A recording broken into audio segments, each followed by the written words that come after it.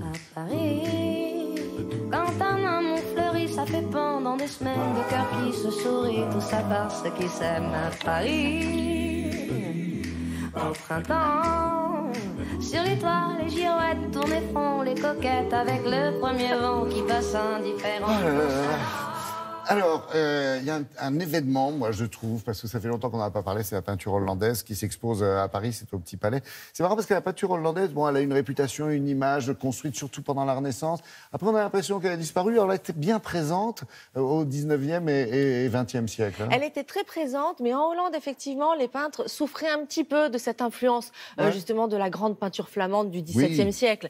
Et qu'est-ce qui se passe à cette époque-là? C'est que Paris rayonne sur l'Europe entière, sur le monde entier. C'est la capitale des arts, c'est là qu'il y a les plus grands marchands, les plus grandes galeries, il y a une émulation intellectuelle, les écrivains fréquentent les peintres, et du coup, les Hollandais, sachant qu'en plus cette frontière... Un bouillon de culture, entre exactement un bouillon de culture, ça, le terme pour le coup est vraiment adapté, et c'est vrai que la frontière a toujours été très mince entre ces pays du Nord, la Hollande et la France, historiquement parlant. Il y a toujours eu beaucoup d'échanges. Et donc, ils sont venus en disant c'est peut-être le moyen d'aller voir ce qui se passe, de profiter de cette capitale, de profiter des autres peintres, sachant qu'en plus, ils n'étaient pas les seuls étrangers, les seuls Hollandais. Il y avait des étrangers qui venaient du monde entier. Ça a créé l'école de Paris au tout début du XXe siècle. Et c'est ça qui a donné l'impulsion à la peinture moderne. Alors, du monde, du beau monde, ils ne seront pas tous exposés au Petit Palais à Paris. Hein. Non, non. Là, il y a une sélection de 9 artistes parce qu'il y a des milliers de peintres qui sont venus entre le XVIIIe et le XXe siècle. Donc 9 artistes, mais vous allez voir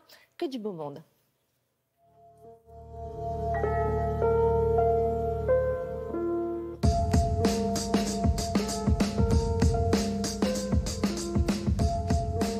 Le 19e siècle, c'est le grand réveil de la peinture hollandaise qui s'était un petit peu éteinte au siècle précédent. Mais ce réveil, c'est grâce à Paris.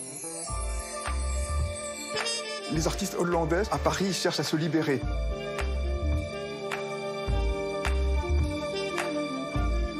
Nous avons choisi d'abord un peintre de fleurs qui s'appelle Van Spendonck, qui aura beaucoup de succès sous le règne de Louis XVI. Il est installé au Muséum d'histoire naturelle et réalise des bouquets absolument étonnants de précision. Pour regarder les petits insectes qui courent sur les feuilles.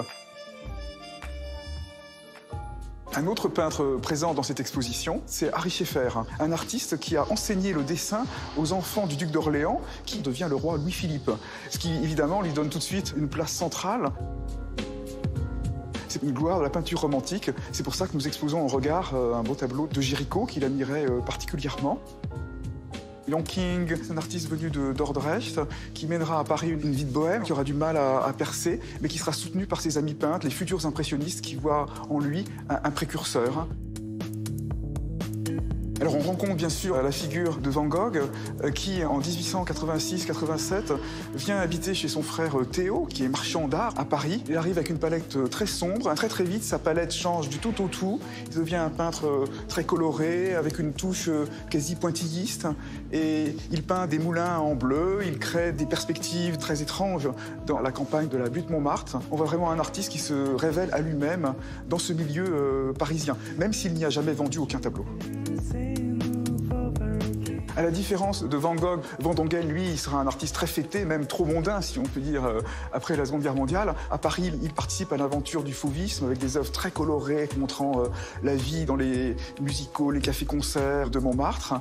Un artiste extrêmement imaginatif, immergé dans la vie parisienne, et puis aura une très belle carrière ensuite en France.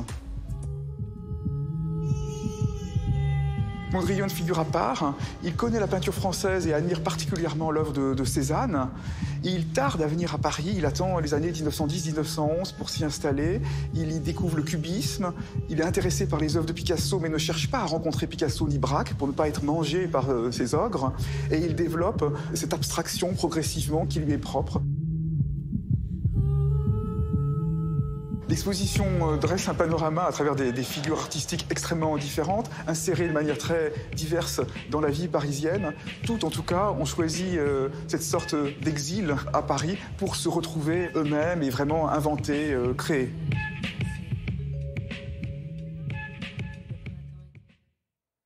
Ah, c'est admirable. Alors, pour vous, perso et entre nous, personne ne nous écoute, l'intérêt de l'expo, c'est... Mais moi, ce que j'aime beaucoup dans ce genre d'exposition, finalement, c'est qu'on voit qu'en 120 ans, à quel point les choses ont évolué, à quel point les choses se sont accélérées à la charnière entre le 19e et le 20e siècle. Ça, c'est toujours fascinant. Comment on passe d'une peinture un peu plus classique, un peu plus académique, à tout de suite la modernité et à perdre complètement le sujet avec un Mondrian et l'abstraction. Donc ça, c'est toujours intéressant de voir, de traverser en neuf peintres l'histoire de l'art de 120 ans de peinture. Voilà, c'est à voir au Petit Palais, hein, à Merci, Paris. oui, jusqu'au 13 mai. jusqu'au 13 mai. Jusqu'au 13 mai. Merci beaucoup pour cet enthousiasme et toutes ces informations très importantes, Béatrice. Passez une très belle journée.